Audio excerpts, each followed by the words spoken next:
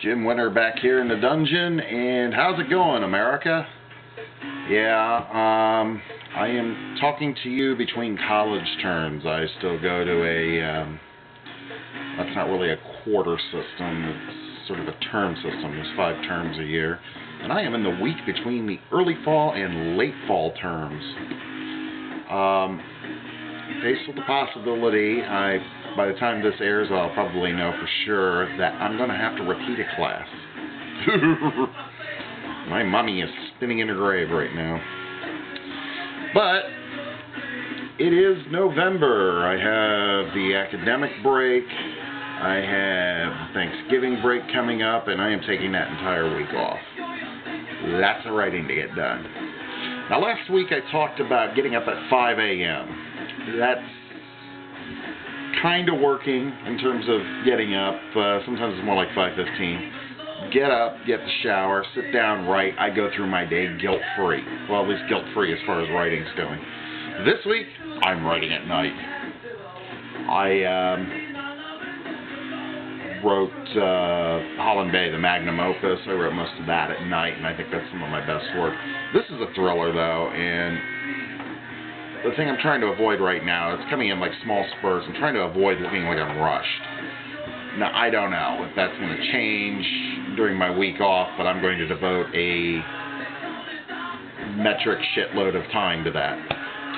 So what's on the reading list? Well, actually, I'm doing a review right now. I gave up on the corrections because basically Jonathan Franzen took about 12 pages to establish that old couples bicker and might actually be mildly senile, and one of the couple that he was writing about is a hoarder. I could have done that in 3 paragraphs. 3 paragraphs. Let's get on with it, okay? I don't know what Oprah saw in that book, but I couldn't get past 12 pages. And it's not that I don't appreciate literary fiction. Dude, I read Hemingway. I read Philip Roth for fun. Alright, so what is on the reading list? Well, as soon as I get done reviewing a book, it's Russ McLean's newest one. His debut novel. Don't tell him I said that. Shh. Anyway, this is a book that's been sitting on my shelf for about 3 or 4 years now, and I always intended to get to it, and something always came up, pushed me away. Like a divorce. But anyway, a lot of life changes, buying a house, moving into another house. That's my excuse for everything, isn't it? Life? Anyway, I think it's a more legitimate excuse not to read a book than it is not to write. But anyway, I wanted to read this, and the book is Last Gamble of Doc Holliday by L.T. Brooks. And a little story behind how I came to, this book came into my possession. Once upon a time, I was allegedly an author. My book was allegedly published, and I managed to convince boarders to believe that. Anyway, so I went around and did book signings just like a real author. And one was a group signing here in Cincinnati with 3 other authors. One did a children, I think it was kind of a children's book, kind of a children's, almost middle grade novel, which I had no interest in, and at the time I had no children. But the other one was about Doc Holliday, and LT and I got to talking about our respective books, and we each bought each other's copies.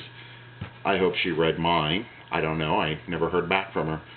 But I always kept the Doc Holliday book near my TBR list, but always a friend would come out with something, or something new would come out, or there'd be some classic I wanted to get to, or of course I would have to review a book.